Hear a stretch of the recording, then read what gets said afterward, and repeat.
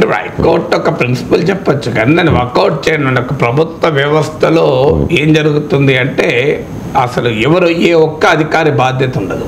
Bureaucracy ఒక file move అవుతుంది, మీకు ఆర్డినరీ లోయర్ డివిజన్ క్లర్క్ నుంచి మొదలై హయ్యర్ డివిజన్ వరకు వస్తుంది. అందువల్ల ఇంప్లిమెంట్ చేయాలి, ఎగ్జిక్యూట్ చేయాలి అంటే హైకోర్టు అన్న స్పిరిట్ కరెక్ట్. ఎందుకంటే ఇష్టం వచ్చినట్టుగా అనుమతులు ఇస్తారు, ఇచ్చిన తర్వాత మళ్ళీ కూల్చివేతలు.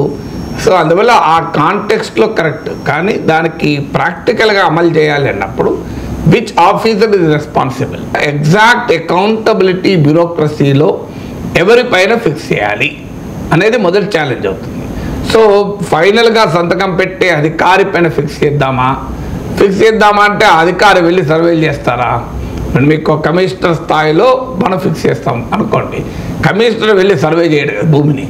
సో అంటే ఎప్పుడు కూడా కలెక్టివ్ అకౌంటబిలిటీ, కలెక్టివ్ ఫంక్షనింగ్ ఉంటుంది అధికార వ్యవస్థ. అంటే ఒకరు వెళ్ళి ఒక పని చేస్తారు, దాని మీద నమ్మకంతో పై అధికారి యాక్ట్ అవుతాడు. సో ప్రతి విషయంలోనూ పై అధికారి వెళ్ళి కిందికి వెళ్ళి ప్రతి అంశాన్ని క్షుణ్ణంగా పరిశీలించడం ప్రాక్టికల్గా సాధ్యం కాదు. అందువల్ల దీన్ని అమలు ప్రిన్సిపల్ కరెక్ట్.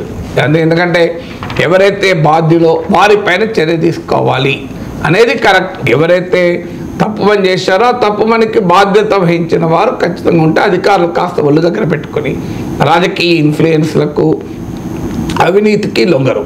అందువల్ల ఈ ప్రిన్సిపల్ కరెక్ట్, కానీ ఎగ్జిక్యూట్ చేసేటప్పుడు ఏ రకంగా చేయాలి, హౌ డు యూ ఫిక్స్ ఒక అకౌంటబిలిటీ ఎక్కడ ఆగుతుంది, ఇండివిజువల్ అకౌంటబిలిటీ పెట్టగలమా,